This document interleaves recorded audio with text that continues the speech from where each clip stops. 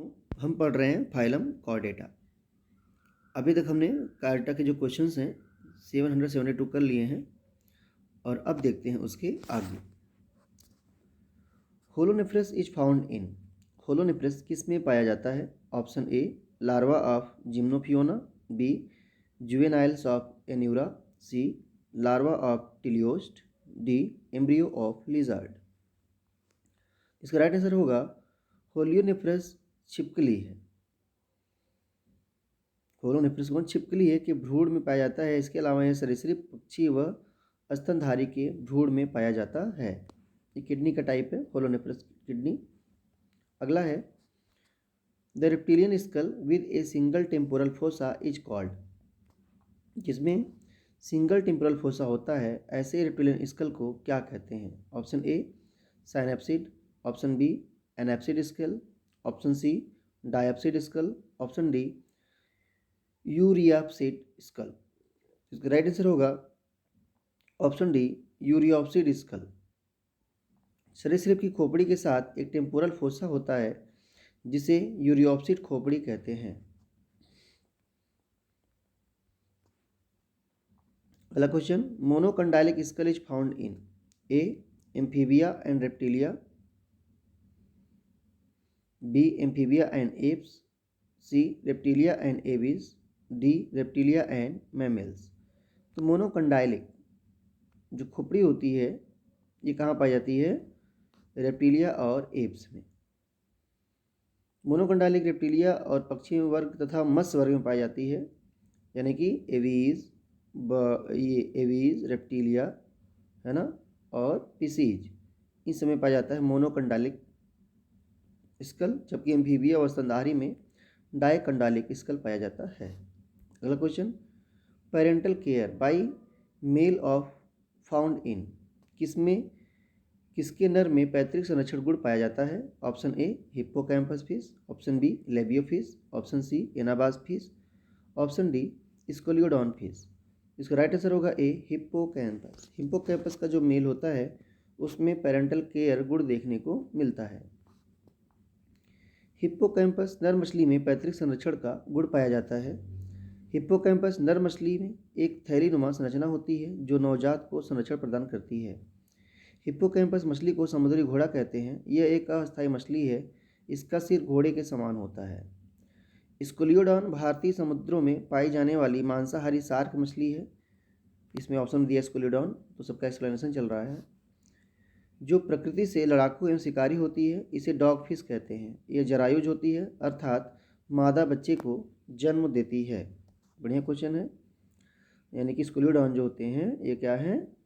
Shark मछली है और ये बच्चे को जन्म देती है, ना कि अंडे देती है। अगला देखिए एनाबास है। एनाबास के बारे में क्या है? एनाबास को चढ़ने वाली मछली कहते हैं, मतलब ये एयर में भी रह सकती है।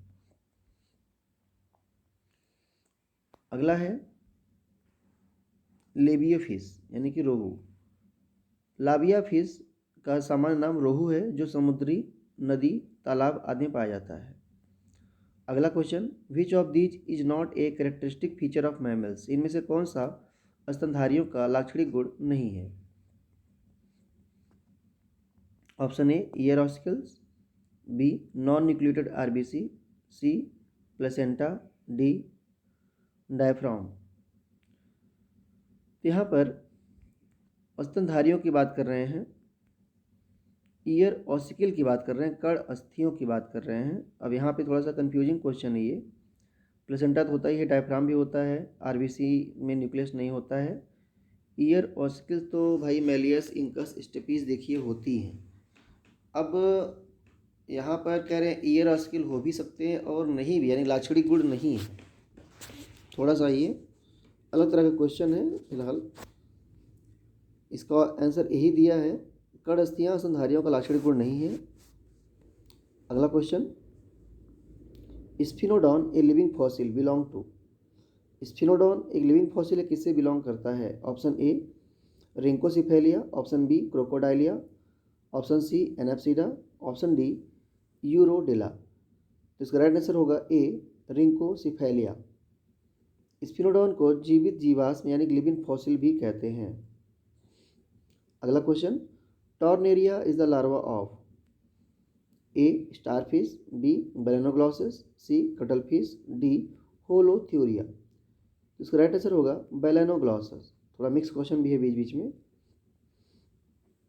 टॉर्नेरिया बेलेनोग्लॉसस का लार्वा है। इसमें लिंग पृथक पृथक होता है। निषेचन बाह्य यानी कि एक्सटर्नल होता है। डेवलपमेंट इनडायरेक्ट होता है, जिसमें टॉर्नेरिया लार्वा पाया जाता है। बेलेनोग्लॉसस को सामान्य भाषा में एकॉर्न वर्म या टंग वर्म कहते हैं। ये कॉर्डेटा व नॉन कॉर्डेटा के बीच की संयोजक कड़ी है। इसमें नोटोकॉर्ड इसके शीर्ष भाग के प्रोबोसिस में पाया जाता है। इसका शरीर बेलनाकार होता है, जो प्रोबोसिस, कॉलर व ट्रंक में विभाजित होता है।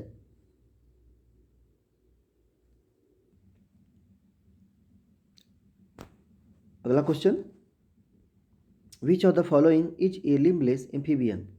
निम्न में से कौन सा पाद रहित उभयचर है? ए इक्थियोफिस, बी हाइला, सी फिलोसोमा, डी एलाइटिस। तो इसका राइट आंसर होगा ए इक्थियोफिस। इक्थियोफिस पादप रहित उभयचर है। इक्थियोफिस संघ कार्टा का जंतु है। यह दक्षिणी फिलीपींस व दक्षिण पूर्व एशिया में पाया जाता है। अगला question, which is connecting link of reptiles to birds. Reptile और बर्ड के बीच की कनेक्टिंग लिंक कौन सी है? A whale, B archaeopteryx, C platypus, D Java man. इसका राइट आंसर होगा आर्कियोप्टेरिक्स।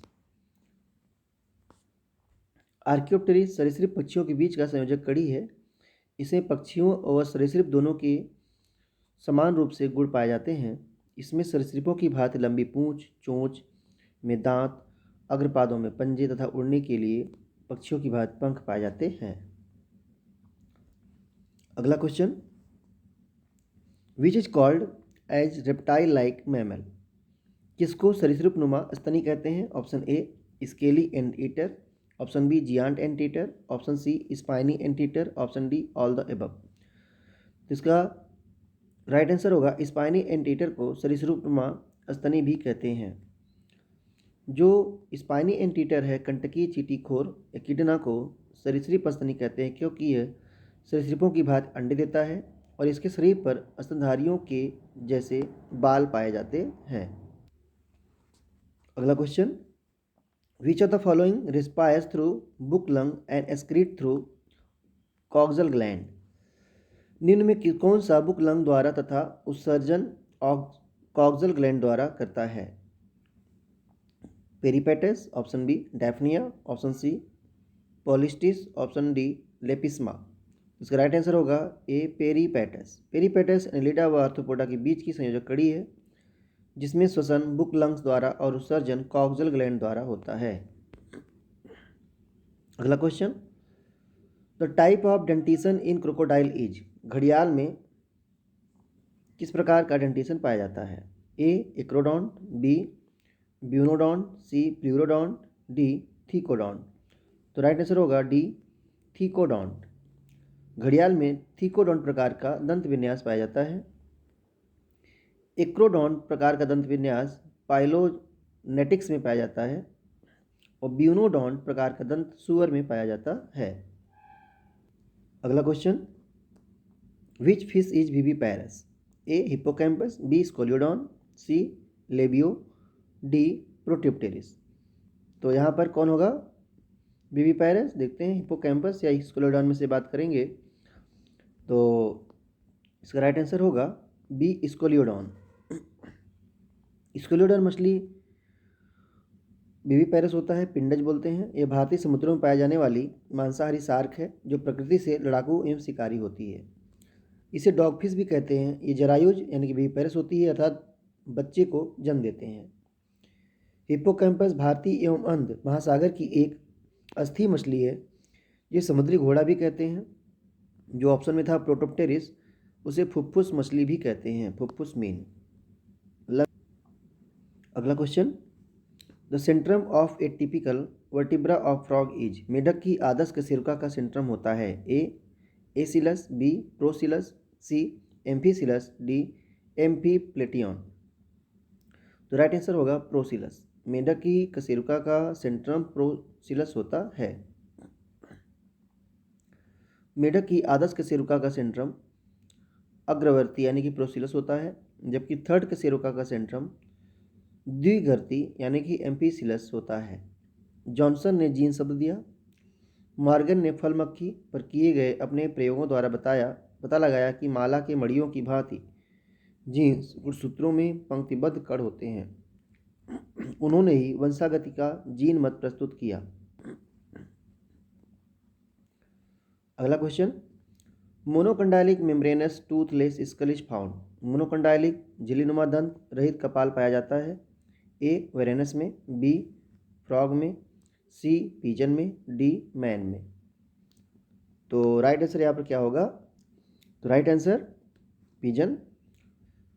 कबूतर में मोनोकंडाइलिक झिल्लीनुमा दंत रहित कपाल पाया जाता है।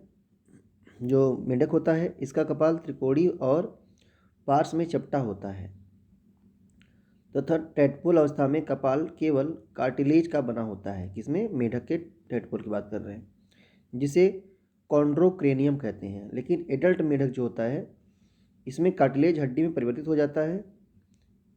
इस हड्डी को मेम्ब्रेनस बोन या इम्बेसिंग बोन कहते हैं। जो ह्यूमन का स्केल होता है, मानव की खोपड़ी, यह गर्दन के ऊपर स्थित सिर का कंकाल है। इसका ऊपरी भाग दृढ़तापूर्वक स्थायी रूप से जुड़ी हुई 8 अस्थियों का बना होता है, जिसे कपाल कहते हैं। मानव का मस्तिष्क इसी के भीतर सुरक्षित रहता है। खोपड़ी के ऊपरी एवं नीचे के जबड़े तथा कनिष्ठिका अस्थि सहित 15 अस्थियां होती हैं, जिसके अतिरिक्त प्रत्येक कान के भीतरी भाग में कान के पर्दे के पीछे एक के बाद 3 बहुत छोटी अस्थियां होती हैं। इस प्रकार खोपड़ी में कुल 8 + 14 + 1 + 6 यानी 29 अस्थियां होती हैं।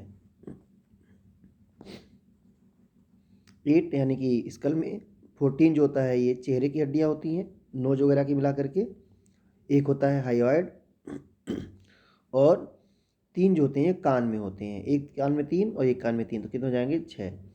तो पूरा जो खोपड़ी होता है इसमें कितनी हड्डी होती हैं? 29 होती हैं। अगला question, smallest feathers in birds are known as. पक्षियों के सबसे छोटे पंख क्या कहलाते हैं? Filoplume, B down feather, C contour feather, D pennae. तो इसका राइट आंसर होगा फिलोप्ल्यूम। पक्षियों के सबसे छोटे पंख फिलोप्ल्यूम कहलाते हैं।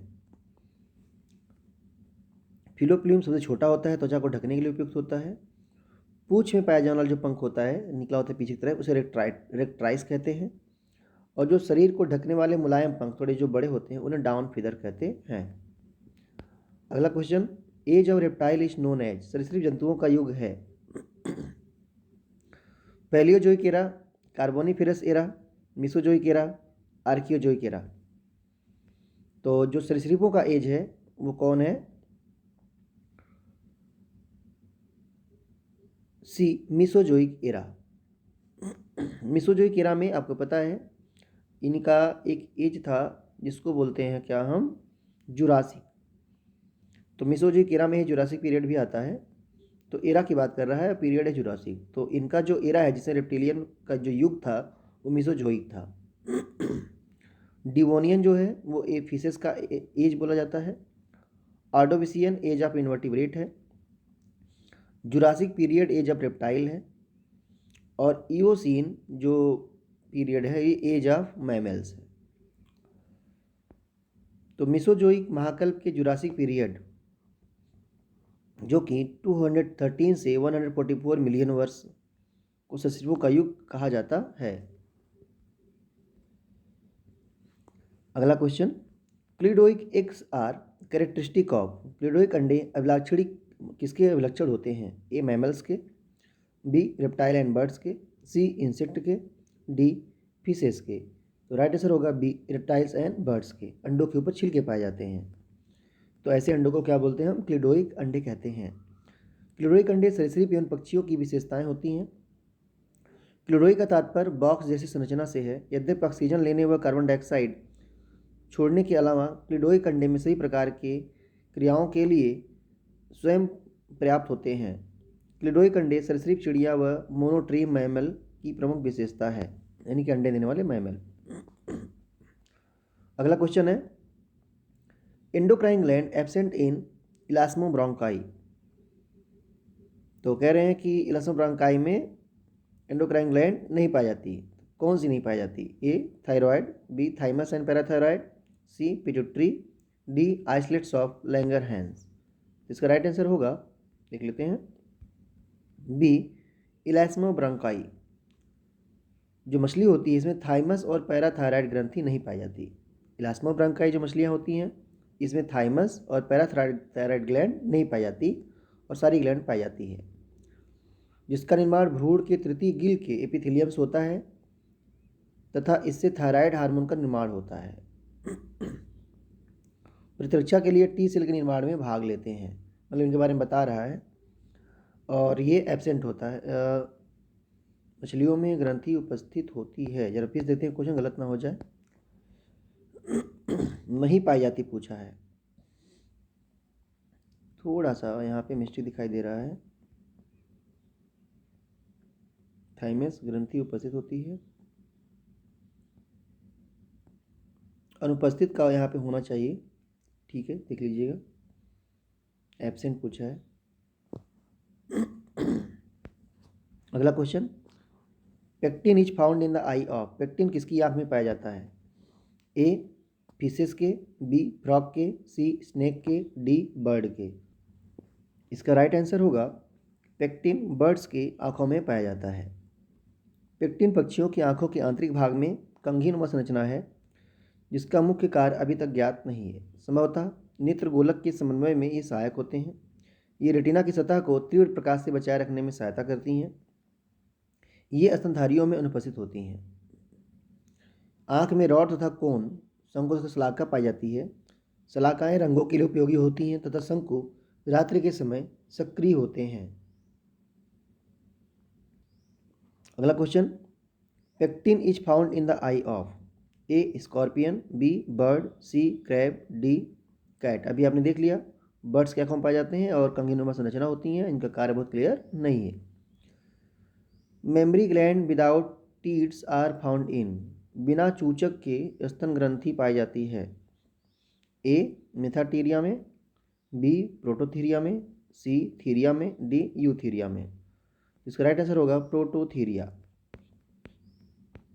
प्रोटोथीरिया निम्न कोट के स्तनी हैं जो उन सरीसृपों यानी कि थेरैप्सिड से मिलते जुलते हैं जिन्हें स्तनियों के पूर्वज माना जाता है।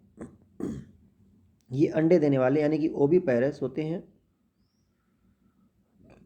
फिर भी स्तन ग्रंथियाँ उपस्थित होती हैं किंतु टीट्स इनमें अनुपस्थित होते हैं। उसे बोलते हैं प्रोटोथीरिया। इसी ऑप्शन में है मेटाथीरिया। जो मेटाथीरिया है एक ही गण मार्सुपिलिया में वर्गीकृत विलुप्त एवं विद्यमान जातियां हैं। इनमें मादा के उदर पर चूचुक को ढके हुए त्वचा की थैली होती है जिसे शिशुधानी अर्थात मार्सुपियम कहते हैं। जन्म के समय शिशु अपरिपक्व एवं असहाय होते हैं तथा शिशुधानी में रेंग कर मुख द्वारा चूचुक से चिपक जाते हैं और दुग्ध पान करते हैं। उदाहरण तस्मानिया का डेसियूरस, ऑस्ट्रेलिया का कंगारू अर्थात मैक्रोपस। जो जरायुज होते हैं, विविपेरस जो होते हैं, ये बच्चों को जन्म देने वाले स्तनी होते हैं। इनका उपवर्ग थीरिया होता है। इनमें स्तन ग्रंथियों संबंधित चूचुक उपस्थित होते हैं, टीट्स। अधिवर्ग यूथीरिया के जंतुओं में पूर्ण विकसित एलेंटॉइक की संरचना पाई जाती है और ये प्लेसेंटा युक्त स्तनी होते हैं। अगला क्वेश्चन, मैमल विच ले एग्स। जो मैमल अंडे देते हैं वो कौन से हैं? A rabbit, B macropus, C duck billed platypus, D whale. तो राइट आंसर होगा डक बिल्ड प्लेटिपस। स्तनधारी जो अंडे देते हैं उन्हें मोनोट्रीम्स या प्रोटोथीरिया कहते हैं। ये मुख्यतः ऑस्ट्रेलिया एवं न्यू गिनी में पाए जाते हैं। एग्जाम्पल, डक बिल्ड प्लेटिपस और एकिडना की 4 और प्रजातियाँ। जो मोनोट्रीम होते हैं सिंगल ओपनिंग, इनमें क्लोएका पाई जाती है जिसके द्वारा जनन उत्सर्जन दोनों क्रियाएं होती हैं। अगला क्वेश्चन, साइंटिफिक नेम ऑफ घड़ियाल एज। घड़ियाल का वैज्ञानिक नाम क्या है? ए नाजा बुंगेरस, बी हेमिरेप्टाइलस फ्लेविविरिडिस, सी गैवियलिस गैंगेटिकस, डी रैकोफोरस मैकुलेटस। तो राइट आंसर क्या होगा? गैवियलिस गैंगेटिकस। गैवियलिस गैंगेटिकस ये घड़ियाल का साइंटिफिक नेम है।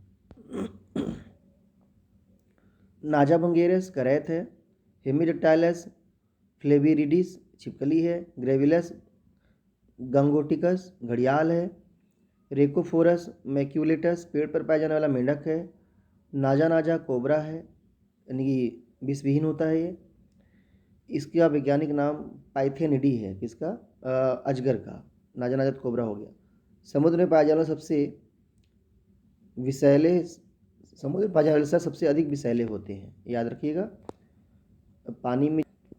अगला question, which bone is the characteristic feature of इच्छा अस्थि किसका लाक्षणिक गुण है? ए एमनियोट्स का, बी एन एमनियोट्स का, सी रेप्टाइल्स का, डी फ्लाइंग बर्ड्स का। तो राइट आंसर क्या होगा? Flying birds. फ्लाइंग बर्ड्स का ये एक विष बोन उनका करेक्टर है। फर्कुला या विष बोन पक्षियों के अलावा डायनासोर में ही पाए गए थे। इसका निर्माण दोनों क्लेविकल के जुड़ने से होता है और ये उड़ने में सहायता करता है। विष बोन को सामान्यतः फर्कुला कहते हैं। यह वाई आकार का होता है। यह बोन पक्षियों के गले व अक्ष के दाईं ओर उपस्थित होता है।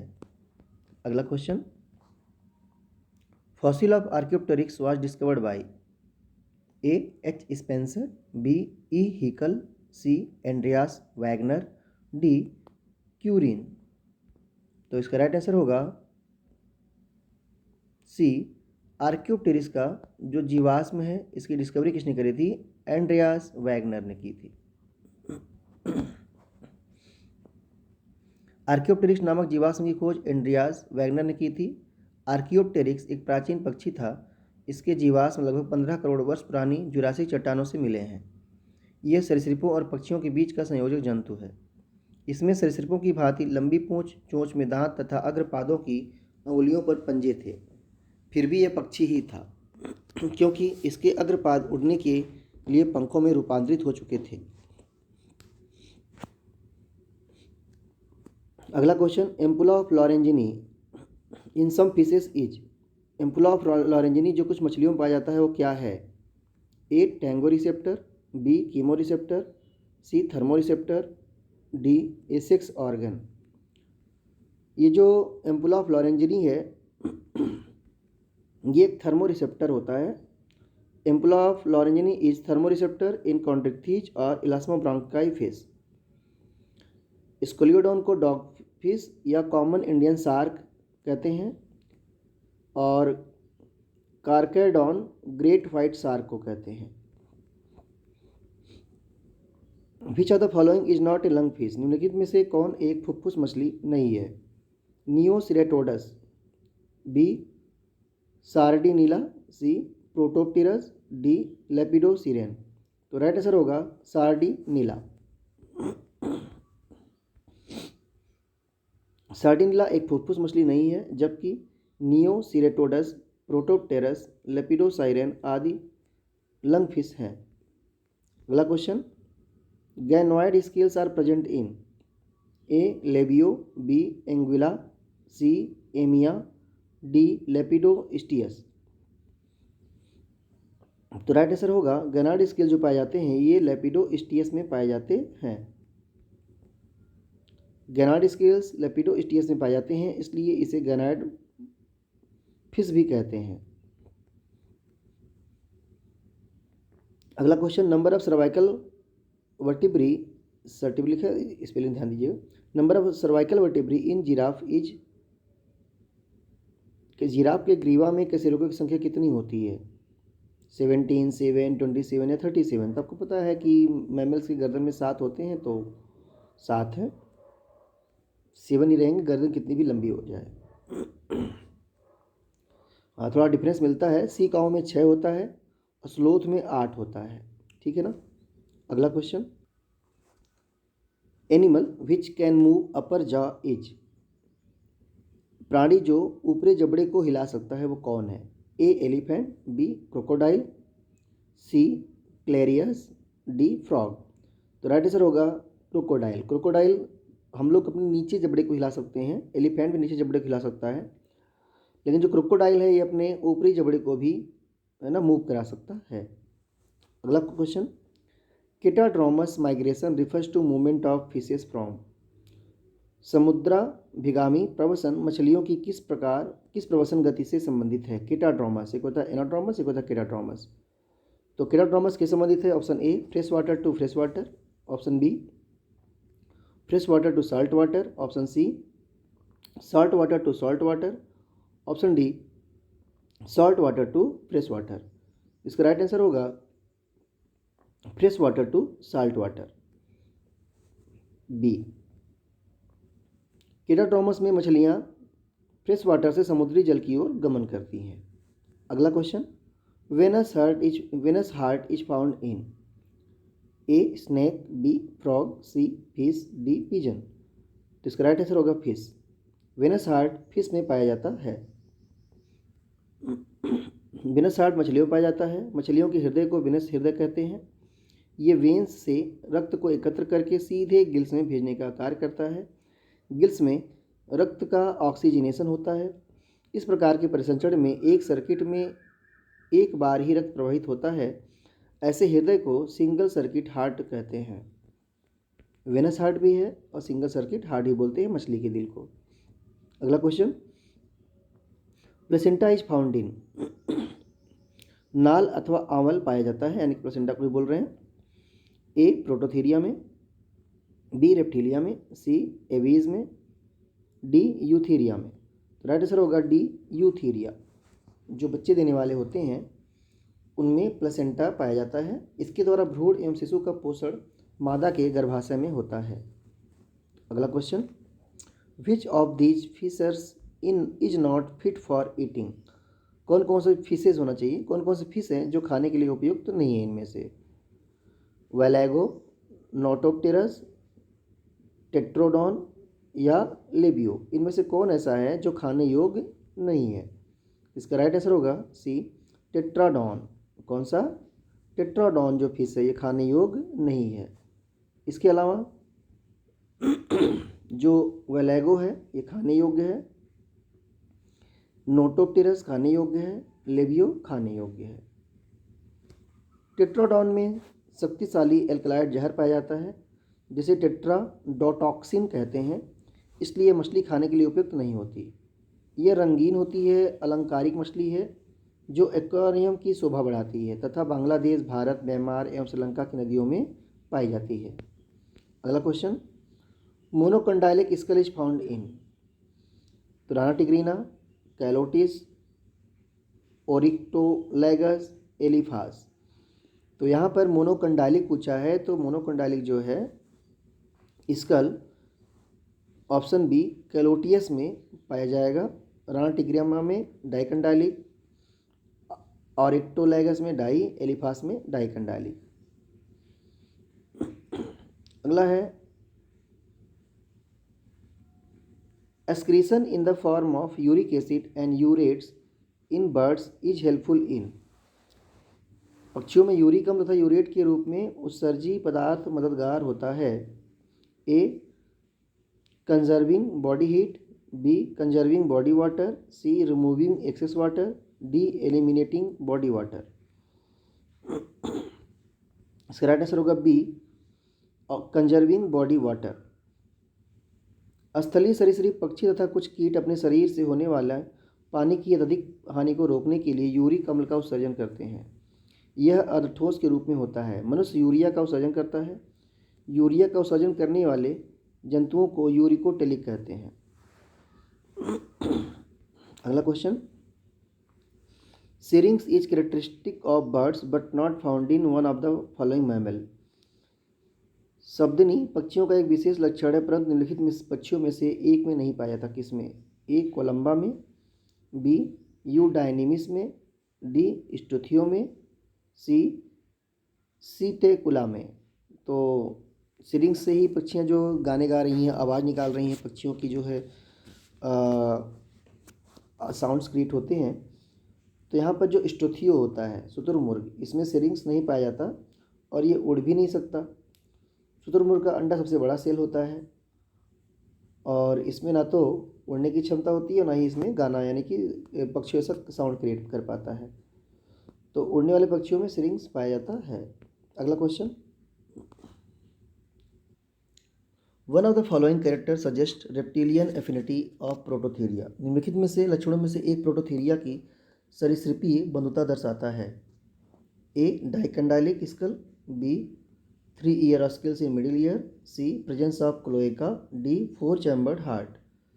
तो कौन सा है जो प्रोटोथीरिया जो होते हैं अंडे देने वाले मैमल, उनका कैरेक्टर रेप्टिलिया जैसा दर्शाता है? तो वो यहाँ पे देखेंगे प्रेजेंस ऑफ क्लोएका, सब सही है। डाइकंडाइलिक स्कल होता है इनका भी, प्रोटोथीरिया का भी, जो अंडे देने वाले मैमल हैं। इनके कान में एक साइड में 3 ईयर ऑस्किल, मेलियस, इंकस और स्टेपीज पाई जाती हैं, और इनमें 4 चैम्बर्ड हार्ट होता है। लेकिन क्लोएका जो होता है मैमल का कैरेक्टर नहीं होता, ये किसका कैरेक्टर होता है? रेप्टिलिया का होता है। तो रेप्टिलिया का कैरेक्टर, सरीसृप का जो कैरेक्टर ये है इनके पास। अगला question, which one of the following is an egg laying mammal. कौन सा एग लेइंग मैमल है? A mongoose, B platypus, C whale, D mole. तो राइट आंसर होगा B platypus. Prototherian are primitive egg laying mammals confined to Australian region. Example echidna, इसको tachyglossus कहते हैं। Duck billed को platypus या ornithorhynchus कहते हैं। अगला question, the fishes which spend a major part of there lives in fresh water but migrate to spawning are called. वो मछलियाँ जो अपने जीवन का एक बड़ा भाग मीठे पानी बिताती हैं किंतु अंडजनन के लिए समुद्र में चली जाती हैं, इसे क्या कहते हैं? पोटेमोड्रोमस, कैटाड्रोमस, एनाड्रोमस या एम्फीड्रोमस। तो इसे बोलते हैं केटाड्रोमस, समुद्राभिगामी। और जो एनाड्रोमस होता है खारे जल से ताजे जल की ओर मूवमेंट होता है, उसे बोलते हैं एनाड्रोमस कहते हैं। अगला question, coelom formation in chordate is. कशेरुकों में देवगुहा का निर्माण होता है। A schizocoelic, B enterocoelic, C primarily schizocoelic but secondarily enterocoelic, D primarily enterocoelic but secondarily schizocoelic. करें कशेरुका जो सिलोम फॉर्मेशन इन कॉर्डेट किस तरीके से होता है? तो देखते हैं जो कशेनी जो कॉर्डेट होते हैं वर्टिब्रेट, इनमें किस तरह से सिलोम बनता है। तो इसका राइट आंसर होगा डी, जो कशेरुकी होते हैं इनमें पहले एंटीरोसिलिक होता है, बाद में क्या होता है? साइजोसिलिक हो जाता है सिलोम। तो उसी का है, कशेरुका में देहगुहा का निर्माण पहले एंटीरोसिलिक बाद में साइजोसिलिक हो जाता है। उदाहरण, जो प्रोटोकॉर्डेटा होते हैं इनमें एंटीरोसिलिक होता है, और जो उच्च कार्डेट होते हैं इनमें साइजोसिलिक होता है। अगला question, floating ribs are present in A fishes में, बी मैमल्स में, डी बर्ड्स में, C birds and D amphibia. Right answer होगा मैमल्स, बी। स्तनधारियों में अंतिम कुछ जोड़ी की पसलियों को फ्लोटिंग रिफ्स कहते हैं। इन पसलियों के आगे का भाग स्वतंत्र और किसी से जुड़ा हुआ नहीं होता। मनुष्य में 12 जोड़ी पसलियाँ पाई जाती हैं, जिनमें से ग्राहवी एवं बरहवी जोड़ी की पसलियाँ प्लवित पसलियाँ कहलाती हैं। ये किसी से जुड़ी नहीं होती हैं। अगला question, which one of the following food fishes of Uttar Pradesh is without scale. Uttar Pradesh के निम्नलिखित खाद्य मत्स्य प्रजनन में सहायक नहीं पाए जाते, यानी कि फूड जो, यानी कि यूपी में कौन सी मछलियाँ हैं जो मतलब खाने योग्य, मतलब खाने के लिए यूज नहीं की जाती इनमें से? तो पहला है हाइपोथैल्मिक थीज मोलिथ्रिक्स, दूसरा है लेबियो रोहिता, तीसरा है चन्ना पंक्टेटा, चौथा है वलैगो अट्टू। तो वलैगो अट्टू जो है यहाँ पे बोला है खाद्य प्रजनन में सहायक विदाउट स्केल्स। अच्छा, मतलब खाई जाने वाली मछली है लेकिन और उसमें स्केल्स नहीं होते पूछा है। तो वलैगो अट्टू जो है ये यूपी में खाई जाने वाली मछली है जिसमें स्केल्स नहीं पाए जाते। लुबियो रोहिता है अभी खाया जाने वाला लेकिन इसमें स्केल पाए जाते हैं। और टिट्रोडॉन एक मछली होती है जो विषैली होती है, इसे खाया नहीं जाता। बोन ऑफ बर्ड्स आर, पक्षियों की अस्थियाँ कैसी होती हैं? A hollow, B pneumatic, C A and B दोनों, डी नन। तो राइट आंसर क्या होगा? सी, होलो होती हैं और वायु युक्त होती हैं। पक्षियों की अस्थियाँ छिद्रयुक्त होती हैं, खोखली वायुयुक्त होती हैं, जो इसे हल्का बनाती हैं, उड़ने में सहायता करती हैं। पक्षियों के अग्रपाद पंख रूप में रूपांतरित हो जाता है। अगला question, Hensen's node is formed during the gastrulation of hens, यानी कि जो हेंसेन नोड है वो किसके गैस्ट्रुलेशन के समय देखने को मिलता है? Option A amphibian, option B amphibia and reptilia, option C birds, option D reptile birds and mammals. तो राइट आंसर होगा इसका सी, हेंसेन नोड बर्ड्स में गैस्ट्रुलेशन के समय देखने को मिलता है। पक्षियों में गैस्ट्रुलेशन क्रिया के समय हेंसेन नोड का निर्माण होता है। पक्षियों में गैस्ट्रुलेशन की जो प्रक्रिया होती है, हेंसेन के नोड बनते हैं। यह इसके खोजकर्ता वैज्ञानिक विक्टर हेंसन के कारण रखा गया है। यह इनका विशिष्ट लक्षण है। ये विशेष प्रकार के घने धब्बे या फूले हुए स्थान होते हैं जो कि इनमें प्राथमिक खांच प्राइमरी ग्रुप के अग्र सिरे पर प्राथमिक गर्त के समान होते हैं। इनका निर्माण पूर्व नोटोकॉर्ड तथा तंत्रिकी नलिका की कोशिकाओं द्वारा होता है। तो आज इतना ही, इसके आगे देखेंगे हम अगले लेक्चर में। Thank you.